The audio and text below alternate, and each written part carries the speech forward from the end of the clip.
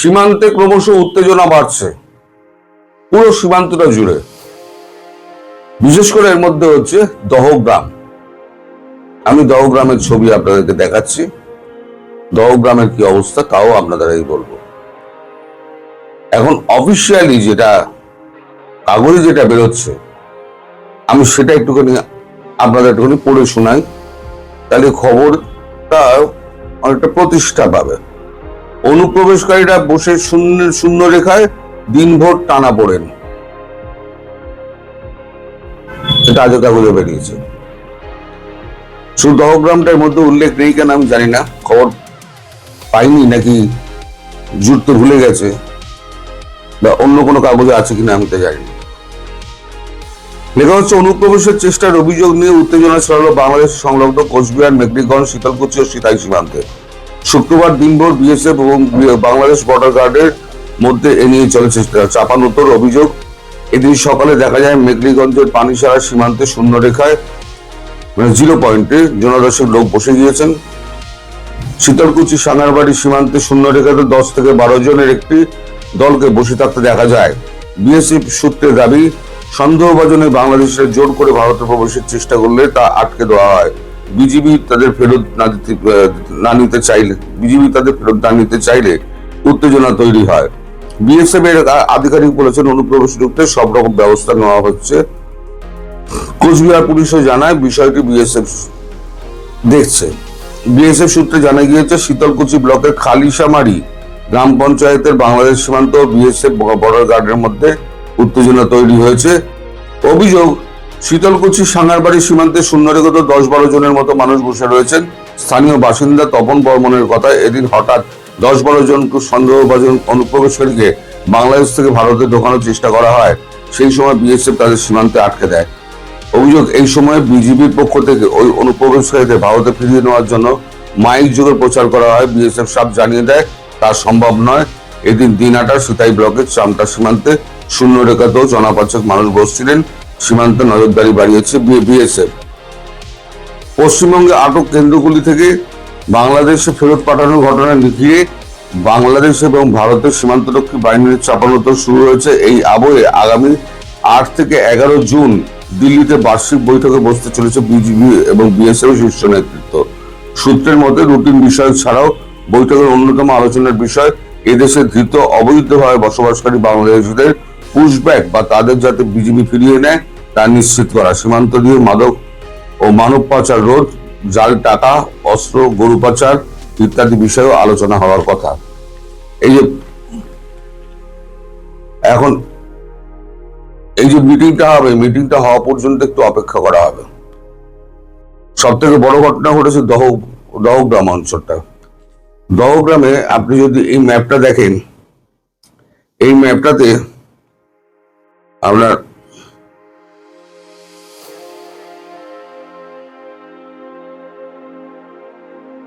এই লাল যে রেখাটা রয়েছে, লাল অঞ্চলটা ঘিরে রয়েছে, এটা হচ্ছে পুরো ভারতবর্ষের।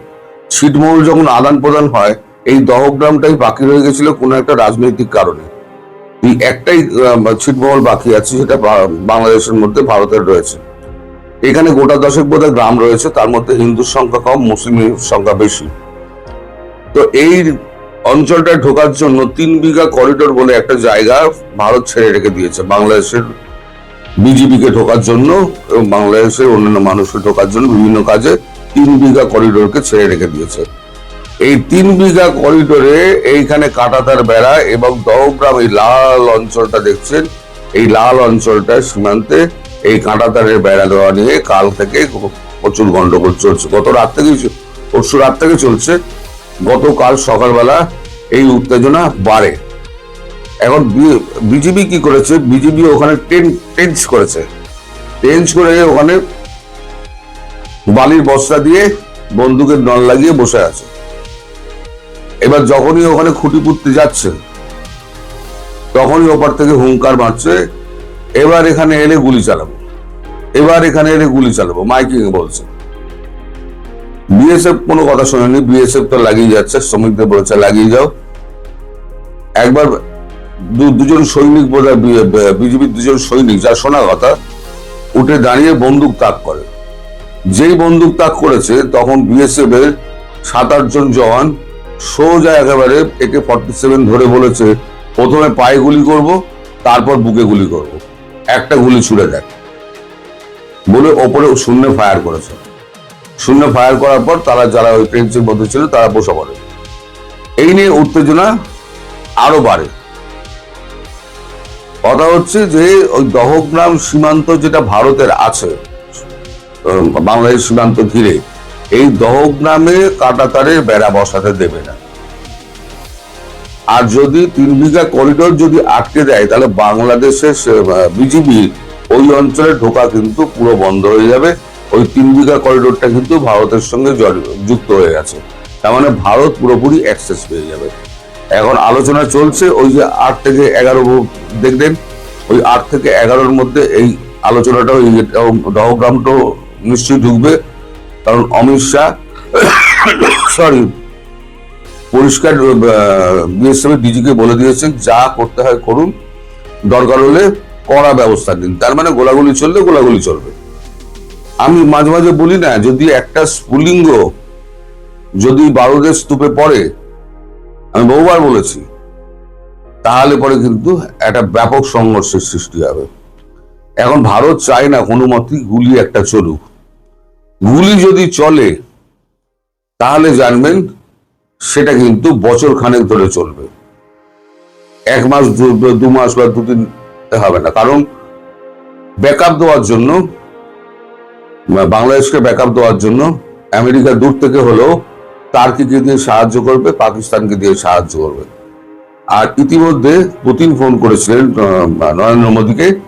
পুতিন আশ্বাস দিয়েছেন যে দরকার মতো তিনি যখন ফোন করবেন তখন রাশিয়ান ফ্লিট সমস্ত এগিয়ে যাবে, এগিয়ে গিয়ে আমরা চট্টগ্রাম বন্দর ওরা আটকে দেবে যাতে পাকিস্তান না ঢুকতে পারে।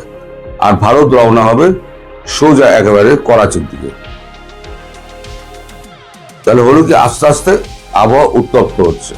এই উত্তপ্ত আবহাওয়ার মধ্যে যদি কোনোদিনও একটা গোলাগুলি চলে, এই যে বলা হচ্ছে না 10-12 জন, এই যে 2000-2500 কিলোমিটার জুড়ে যে 2200 কিলোমিটার জুড়ে যে আমাদের বর্ডারটা রয়েছে, বিভিন্ন গেট খুলে শয় নোম্যান্স ল্যান্ডে পাঠিয়ে দেওয়া হচ্ছে।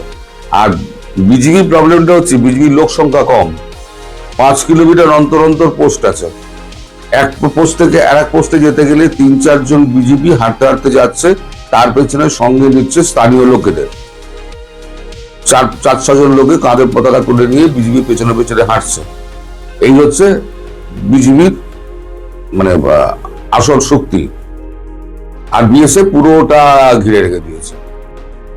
এর মধ্যে একটা মজার তথ্য হচ্ছে, উপেন্দ্র ত্রিবেদী আমাদের সেনাপ্রধান, তার সঙ্গে গতকাল রাজনাথ সিং এর একটা বৈঠক হয়েছে। সেটা বাংলাদেশের ব্যাপারে কিনা আমি বলতে পারবো না। একটা বৈঠক রাতে হয়েছে, সেই বৈঠকে কি নির্যাস আমি জানি না। আর জয়শঙ্কর যে শেখ হাসিনার সঙ্গে দৌড়ে গিয়ে কথা বলে এলেন, সেটাও আমি এখনো পর্যন্ত জানতে পারিনি। ফলে সেই ব্যাপারে আমি কোনো আপনাদের আপডেট দিতে পারবো না। কিন্তু সীমান্তে যে উত্তেজনা চলছে, এই উত্তেজনা যদি বহমান হয় এবং তার পারদ যদি চড়ে, তাহলে যে কোনো সময় গুলি চলতে পারে। আর গুলি চললে চারদিক দিয়ে কিন্তু বিএসএফ এগোবে, চারদিক দিয়ে এগিয়ে ঠেলতে ভেতরে নিয়ে যাবে, 10 কিলোমিটার 20 কিলোমিটার ভেতরে নিয়ে যাবে। সব কটা যত বাংলাদেশি আমাদের এখানে রয়েছে সব ওর মধ্যে ঢুকিয়ে দিয়ে তারপর 100 পিছিয়ে চলে আসবে, তারপর কাঁটাতারের বেড়া কমবে। এইরকম একটা কিছু মানে হচ্ছে, এটুকু বুঝতে পারছি। কিন্তু যতক্ষণ না ঘটনা, ভগবান করুক না ঘটুক, কিন্তু যদি একটা গোলাগুলি চলে এবং একটা বিএসএফ যদি মারা যায় বা কিংবা একটা বিজেপি সৈনিক যদি মারা যান, তাহলে কিন্তু একটা রক্তগঙ্গা বইবে। অর্থাৎ উত্তেজনা ক্রমবর্ধমান। এই কবে যে কি হবে এটা কেউ বলতে পারে না। তবে ভারত স্থির করেছে প্রত্যেকটা জায়গায় কাঁটাতারের বেড়া তারা বসিয়ে ছাড়বে এবং ভারতীয় যারা রয়েছে সেনাবাহিনী রয়েছে তারাও সঙ্গে সঙ্গে ওই দহগ্রামে ঢুকছে। আজকের যা খবর, তারাও দহগ্রামে ঢুকছে আস্তে আস্তে। তার মানে সেনাবাহিনী অলরেডি এন্ট্রি নিতে শুরু করেছে। এই দহগ্রামে যদি সেনাবাহিনী ঢোকে, মানে বিএসএফ এর কথা, বিএসএফ তো আছেই, সেনাবাহিনী যদি দহগ্রামে ঢোকে, তাহলে বাকি অঞ্চলে সেনাবাহিনী মোতায়েন হবে না, তার কোনো গ্যারান্টি আছে? কোনো গ্যারান্টি নেই। আর যদি সেনাবাহিনী যদি সমস্ত অঞ্চলে ঢুকে যায়, তাহলে বিএসএফ এর জায়গা থাকবে, সেনাবাহিনী ঢুকে যাবে। দুটোর একটা কিছু হবে, আর যেটা হবে সেটা খুব ভালো হবে না, এটুকু আমি বলতে পারি। গতকালকের হিন্দু পত্রিকায় একটি সংবাদ প্রকাশিত হয়েছে, তার হেডলাইন হলো Bangladesh says it foiled multiple attempts by India to force people into the country।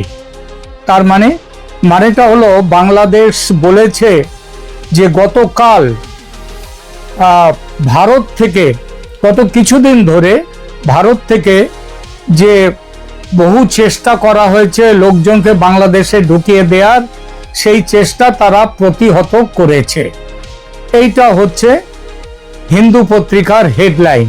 এরপরে পুরো সংবাদ শিরোনাম তো এইটাই, আর সংবাদের বডি জুড়ে সারা সংবাদটা হচ্ছে কোথায় কিভাবে ভারতের যে পুশব্যাক, ভারত বলছে বাংলাদেশিরা অবৈধভাবে যারা ভারতে এসছে, অবৈধভাবে বসবাস করছে, তাদেরকে তারা বাংলাদেশে ফেরত পাঠাচ্ছে। এইটার নাম হচ্ছে পুশব্যাক।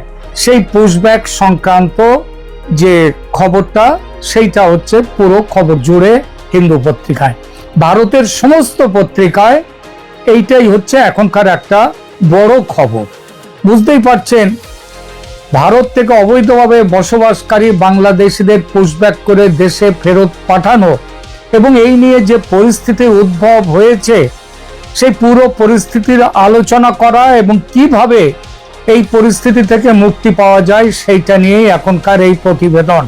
কারণ দেখবেন যে দু দেশের মধ্যে এই টানা পড়ে নেই, সেখানটায় সেই বলে না ভাগের মা গঙ্গা পায়নার মতো, যদিও ভারতের ভাগ এখানে নেই, কিন্তু যেহেতু তারা ভারতের মধ্যে রয়েছে এখনো পর্যন্ত এবং তারা বাংলাদেশে তাদের চলে যাওয়ার কথা, সুতরাং বাংলাদেশ তাদের নিতে চাইছে না, ভারত রাখতে চাইছে না।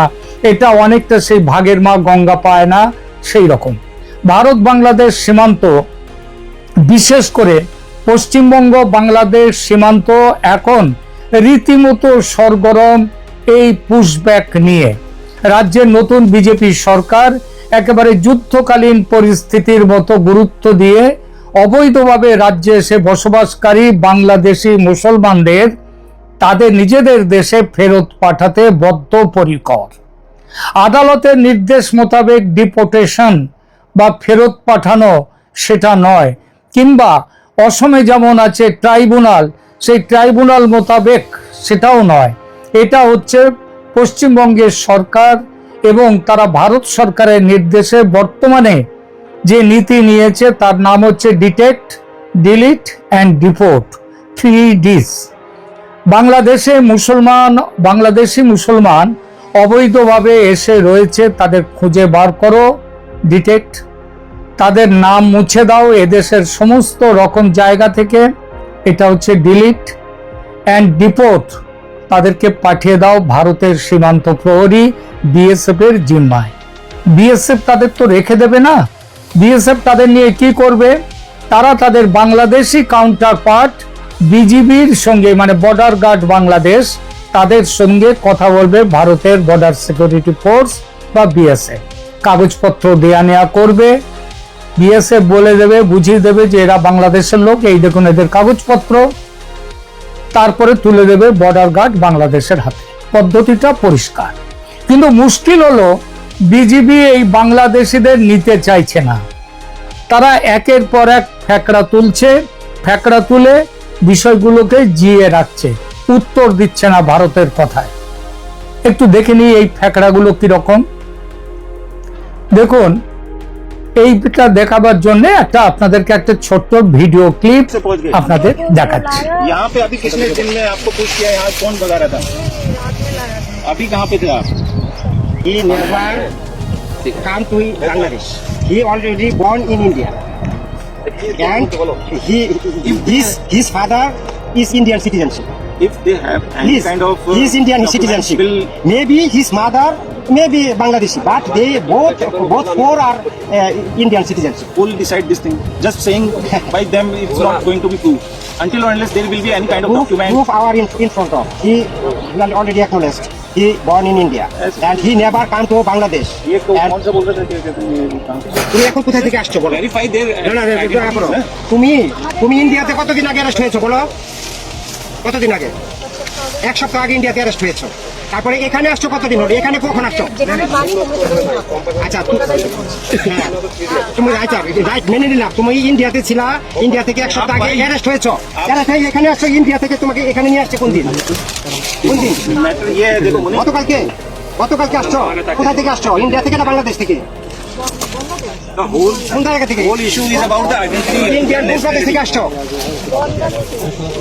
বনগা ইন্ডিয়া। তাহলে তাহলে আর কি বোঝাতে চাচ্ছেন?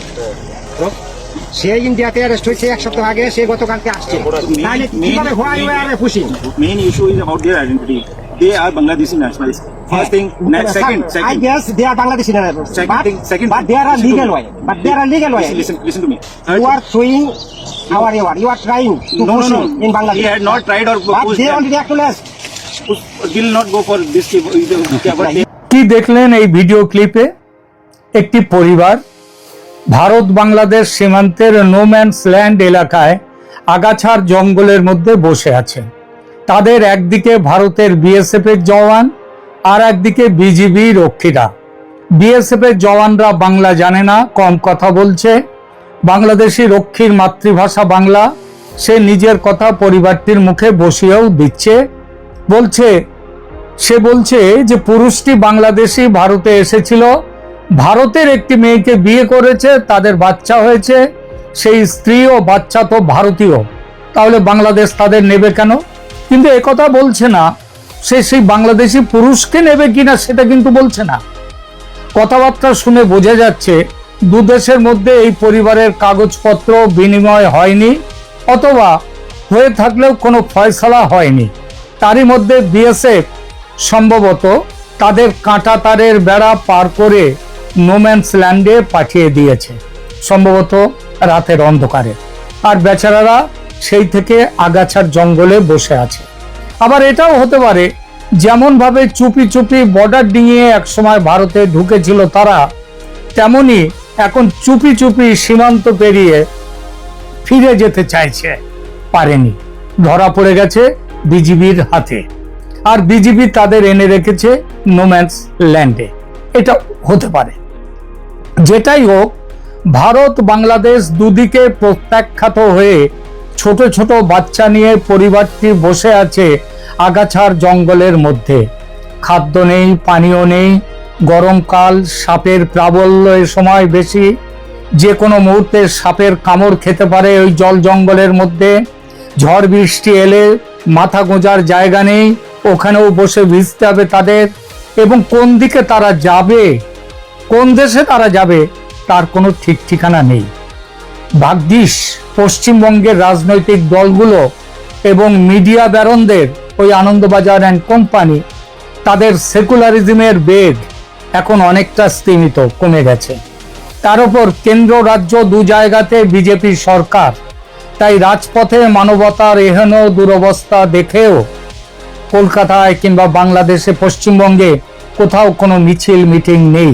কেউ ভুলেও বলছে না এভাবে মানুষের সঙ্গে অমানুষিক আচরণ বাঙালির ঐতিহ্য বা সংস্কৃতি নয়। তাদের নীরবতা দেখে এটুকু অন্তত ধরে নেওয়া যায় যে তারাও চায় এই অবৈধ বাংলাদেশিরা ভারত থেকে বিদায় হোক। আবার বাংলাদেশের দিকে দেখুন, সেখানকার রাজনৈতিক ও নেতা ও বুদ্ধিজীবীদের দিকে তাকান। তারা অবশ্য পশ্চিমবঙ্গের বুদ্ধিজীবীদের মতো সেকুলার কোনো কালেই ছিল না। থাকলে বাংলাদেশ ক্রমশ হিন্দু শূন্য হওয়ার পথে যেত না। আমার মনে পড়ছে 2017 সালে মিয়ানমার থেকে রোহিঙ্গাদের বিরাট আকারে চলে আসার সময়ের কথা। শেখ হাসিনা তখন সরকারে, তিনি ওই 15-20 লাখ রোহিঙ্গাদের নিতে খুব একটা আগ্রহী ছিলেন না। কিন্তু বাংলাদেশের সব রাজনৈতিক দল, ধর্মীয় নেতারা মিডিয়া, বুদ্ধিজীবী সম্প্রদায় একেবারে হই হই করে রোহিঙ্গাদের আশ্রয় দেওয়ার পক্ষে ঝাঁপিয়ে পড়েছিল।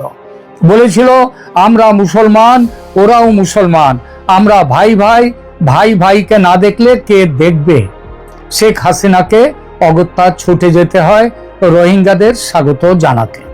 আজ যখন বিদেশি রোহিঙ্গারা নয়, স্বদেশি মুসলিম ভাইরা ভারত তাদের থাকতে দিচ্ছে না, এই জন্যে দেশে ফিরে আসতে চাইছে, তখন শুনছে তাদের দেশের মানুষ, বাংলাদেশের মানুষ, বাংলাদেশের নেতারা বলছে তাদের আসতে দেয়া হবে না। অবৈধভাবে ভারতে গিয়ে আজ ভারত সরকারের তাড়া খেয়ে যারা দেশে ফিরতে চাইছে তাদের মুখের সামনে বাংলাদেশ দরজা বন্ধ করে দিচ্ছে। কিন্তু এই নিয়ে বাংলাদেশের সরকারের, সেখানকার রাজনৈতিক নেতাদের, ধর্মীয় নেতাদের, জাগ্রত ছাত্র জনতা তাদের, আগুন খেকো মিডিয়া তাদের, কারো মুখে কোনো কথা নেই, একটা কথাও কেউ বলছে না। রোহিঙ্গাদের বেলা যারা এত দরাজ দিল, তাদের নিজেদের স্বজাতি ও স্বদেশী ভাইদের জন্য তারা একেবারে চুপ। সরকারের নির্দেশ মাফিক বিজিবি বলে যাচ্ছে ওরা আমাদের দেশের নয়, ভারতের নিজের দেশের মুসলমান, আমরা কেন ওদের নেব? অথচ তারা কিন্তু খুব ভালো করেই জানে যে তারা মিথ্যে কথা বলছে। ফিরে আসতে চাওয়া সীমান্তে ভিড় জমানো মানুষরা যে সবাই বাংলাদেশ থেকে একদিন গিয়েছিল ভারতে এবং এখন ফিরতে চাইছে ভারত সরকারের তাড়াকে, এটা বাংলাদেশ মানতে চাইছে না, তারা মানবে না বলছে। তারা মমতা ব্যানার্জির দেখানো লাইনে এক সুরে বলছে ওরা মালদা, মুর্শিদাবাদ, দিনাজপুর, নদিয়ার লোক, বাংলাদেশের নয়। আর এই মিথ্যে কথাটা দুনিয়া জুড়ে প্রচারও করছে বাংলাদেশের সরকার, সেখানকার মিডিয়া। আপনি সেখানকার মিডিয়ার কোনো একটা ভিডিও নিয়ে দেখুন, সেখানটায় তারা লোকজন সাজিয়ে দেখাচ্ছে, বলছে যে তারা নাকি ভারতের নদিয়ার লোক, মুর্শিদাবাদের লোক, মালদার লোক। এই রকম জাতিসংঘের হিউম্যান রাইটস কমিশনে বাংলাদেশ গেছে এই অভিযোগ নিয়ে যে ভারত তার দেশের মুসলমানদের জোর করে বাংলাদেশে পাঠাচ্ছে। কিন্তু যারা দেশে ফিরবে বলে ভিড় জমাচ্ছে ভারত বাংলাদেশ সীমান্তে, তারা কি বলছে? তাদের একটা দলের নিজেদের মুখে শুনুন। এই যে ভিডিওটি, এটি ভারতের কোনো মিডিয়া এই ভিডিওটা তোলেনি, তুলেছে বাংলাদেশের একটি মিডিয়া। আমি এখানে আপনাদের দেখবার জন্য ভিডিওটা দেখুন, এখানে দিচ্ছি। পাসপোর্ট করে যাননি এমনি? না এমনি গেছি আমরা সব সামনে সামনে, তার 10-15 বছর হয়ে গেছে। কত বছর আগে গিয়েছেন বলতে পারবেন? ওই তো 10-15 বছর। এখন তারা আপনাদেরকে এইখানে মানে বাংলাদেশে কেন পাচার করে দিচ্ছে বা কেন পুশিং করেছে এটা বলতে? মোদি দিতেছে, মোদি মুসলমান ডাকবে না তাইতে। এখন তাই এখন আপনাদের চাওয়া কি? আমাদের আমরা বাড়ি চলে যাই, আর কি করবো, দেশের বাড়ি চলে যাই, দেশের সেই দেশে চলে যাই। আমি আরো দু একজনের সাথে কথা বলতে চাই, আমি তাদের সাথে কথা বলে এবং তাদের কাছ থেকে জানতে চাই আপনি কি কাজে গেছিলেন ভারত? আমার স্বামী অসুস্থ ছিল, ক্যান্সারের রুগী, আমি বাসন মাজতাম আর এর চিকিৎসা করতাম, আর কিছু করতে চাইনি আমি। আপনার স্বামী ক্যান্সারের রুগী? এই তো কত বছর আগে গিয়েছিলেন? 4 বছর আগে গিয়েছিলেন। 7 বছর।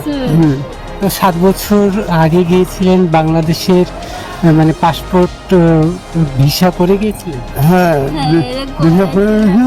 কেমন বাঁচাতে যাই, আমার পাসপোর্ট নষ্ট হয়ে গেছে, ফিরে আসছিল তাও সিল মেরে দিয়েছে, কোনো কাজে লাগবে না এই বলেছিল। তারা পাসপোর্টকে ড্যামেজ করে দিয়েছে, সব কিছু নষ্ট হয়ে গেছে। এখন বাংলাদেশ সরকারের কাছে কি আপনাদের দাবি? আমার দাবি, আমি এইখানকার নাগরিক, বাংলাদেশের নাগরিক, আমার মেনে নিতে হবে। আপনাদের বাসা কোথায়? আমার খুলনা বাড়ি। এই দেখেন সব। শুনলেন কি বলছে ওরা? প্রথমে যে বৃদ্ধা মহিলা তিনি বেশ কয়েক বছর আগে ভারতে এসছেন এবং কোনো পাসপোর্ট ভিসা নিয়ে আসেননি। তিনি কি বলছেন, বেশ কয়েক বছর, বেশ কিছু বছর তিনি ভারতে আছেন, কিন্তু এখন কেন ফিরে যাচ্ছেন? তিনি বলছেন তার বাড়ি বাংলাদেশে, কিন্তু ফিরছেন কেন? কারণ মোদি মুসলমানদের ভারতে থাকতে দেবে না। শুনুন কি রকম এদেরকে প্রচারটা এদের মধ্যে কিভাবে করেছে। ভারতে 20 কোটির ওপরে মুসলমান আছে, ভারত সেই মুসলমানদেরকে ফেরত পাঠাচ্ছে না, ফেরত পাঠাচ্ছে তাদেরকে যারা বাংলাদেশ থেকে অবৈধভাবে এখানে এসে রয়েছে তাদের। কিন্তু তিনি বললেন কি, বললেন মোদি মুসলমানদের থাকতে দিচ্ছে না, তাই চলে যাচ্ছে। এটা প্রচার, এই প্রচারটা চলছে বাংলাদেশের পক্ষ থেকেও বিদেশে। দ্বিতীয় মহিলা, তিনি কি বললেন? তিনি বললেন তার স্বামী ক্যান্সার পেশেন্ট, তার চিকিৎসার জন্য ভারতে এসেছিলেন খুলনা থেকে। কিসের ভিত্তিতে এসেছিলেন? পাসপোর্ট নিয়ে এসেছিলেন। তারপর পাসপোর্ট শেষ হয়ে যাওয়ার পর তিনি ফেরত যাননি। এদের জন্য প্রসঙ্গত বলে রাখি, এই পাসপোর্টে এসে তারপর নির্দিষ্ট সময়ের পরে ফিরে না গিয়ে থাকলে, ভিসা শেষ হয়ে যাওয়ার পরেও ফিরে না গেলে তাদের কি করা হবে? এইবার সেটাও নিয়ে নতুন ভিসা নীতি করেছে ভারত সরকার।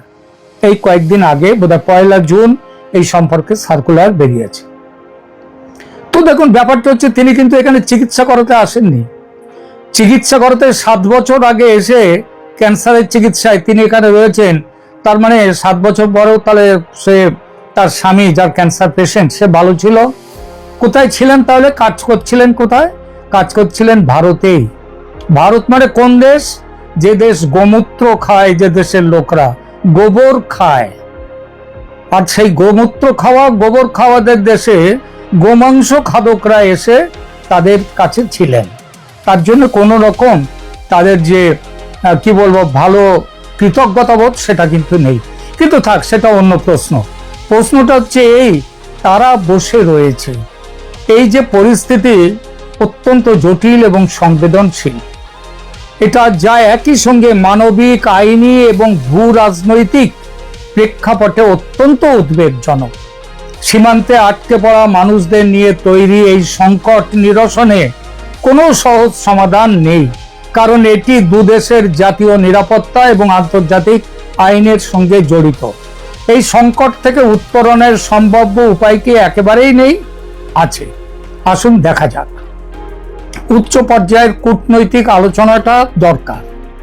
এখনো পর্যন্ত এই বিষয়টি নিয়ে ভারত বাংলাদেশের মধ্যে কোনো কূটনৈতিক আলোচনা উচ্চ পর্যায়ের হয়নি।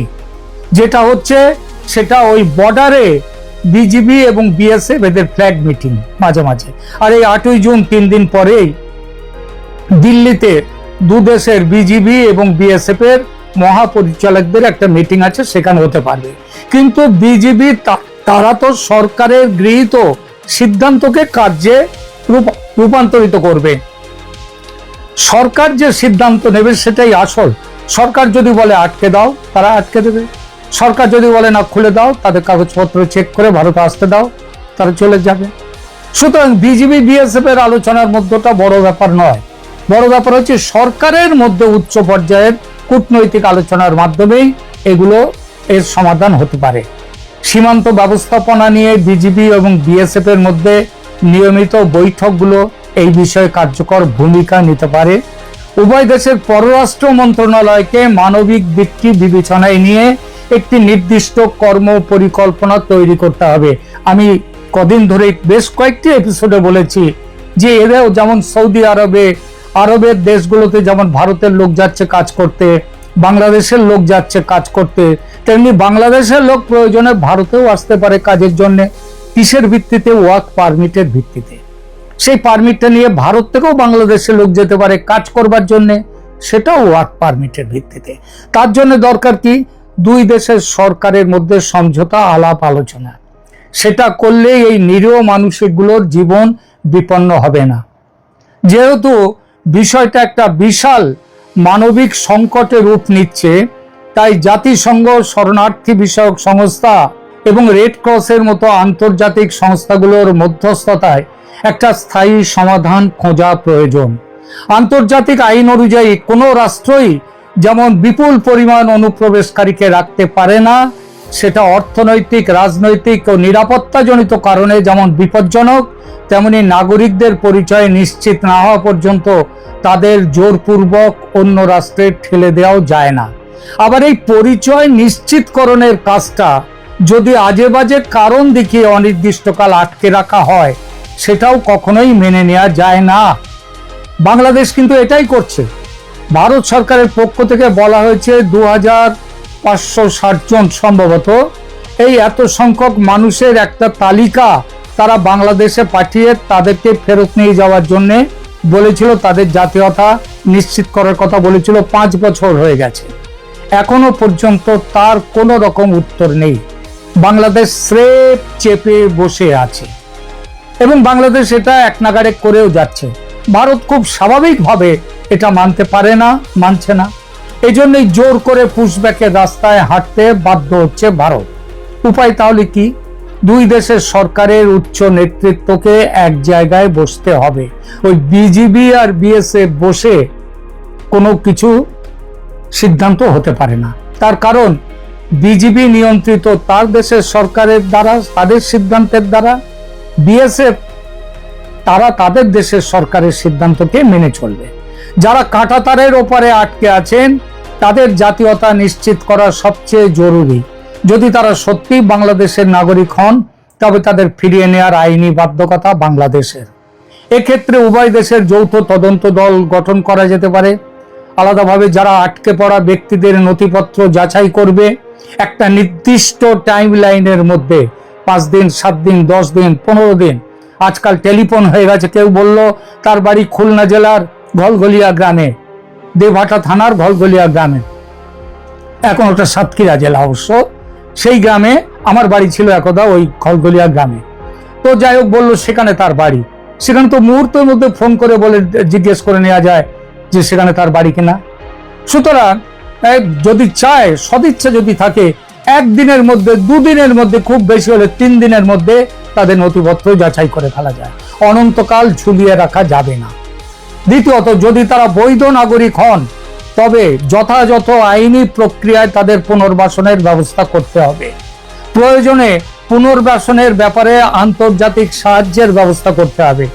আপনারা অনেকেই হয়তো জানেন যে 1971-এ যখন শরণার্থীদের ঢল নেমেছিল ভারতে, তখন সেই পূর্ব পাকিস্তান, বাংলাদেশ যেটাই বলেন না কেন, সেখান থেকে শরণার্থীদের একটা বড় অংশ পশ্চিমের দেশগুলো তারা তাদের দেশে নিয়েছিল, সেখানে তাদেরকে উদ্বাস্তু হিসেবে আশ্রয় দিয়েছিল।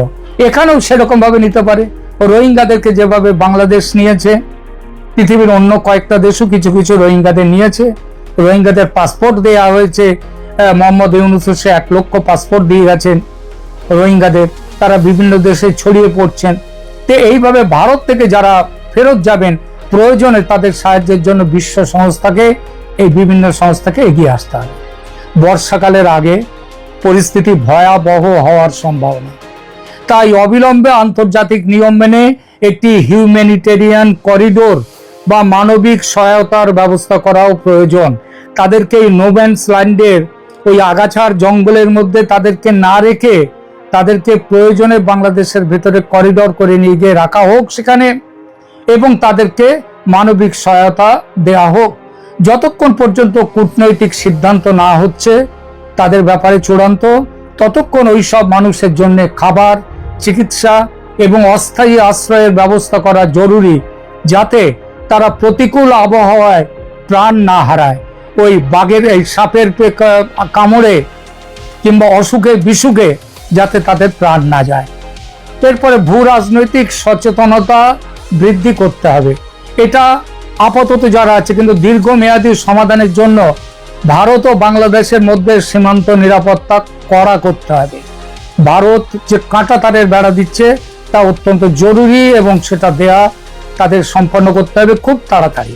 এছাড়া অভিবাসন আইনকে কড়া করার প্রয়োজন, কারণ অবৈধ অনুপ্রবেশ রোধ করা প্রত্যেকটা দেশের অধিকার। ভারতের সে অধিকার অবশ্যই আছে। আগে যাই থাকুক না কেন, ভারত গত 75 বছর ধরে ভারত যে পথে চলেছে তাতে বেড়েছে, শুধু হিন্দু উদ্বাস্তু আসেনি, মুসলমানরাও হাজারে হাজারে চলে এসছে, লাখে লাখে চলে এসছে, এমনকি কোটিতে চলে এসছে বাংলাদেশ থেকে ভারতে। এটা ভারত কোনো ধর্মশালা নয় যে এই রকম ভাবে অনির্দিষ্ট কাল ধরে যে খুশি ভারতে আসবে বসে যাবে, এবং এটা বাংলাদেশকে মেনে নিতে হবে। এই সংকটের সমাধান শেষ করি, এই সংকটের সমাধান কোনো একটি পক্ষ এককভাবে করতে পারবে না। এটা দুই দেশের সরকার এবং প্রয়োজনে আন্তর্জাতিক সম্প্রদায়ের সমন্বিত উদ্যোগ দাবি করে, বিশেষ করে দেশে ফেরার পর তাদের পুনর্বাসনের জন্য। মানবিক দৃষ্টিভঙ্গি থেকে দেখলে পরিচয় বা রাজনৈতিক বিতর্ক যাই থাকুক না কেন, শিশু ও সাধারণ মানুষের জীবনের সুরক্ষা নিশ্চিত করা সবচেয়ে বড় অগ্রাধিকার হওয়া উচিত। প্রিয় দর্শক, এই বিষয়ে আপনার কি মনে হয় কমেন্ট করে জানান। আর এই বিষয়ে গঠনমূলক আলোচনা জানতে, বুঝতে, অংশ নিতে সাবস্ক্রাইব করুন।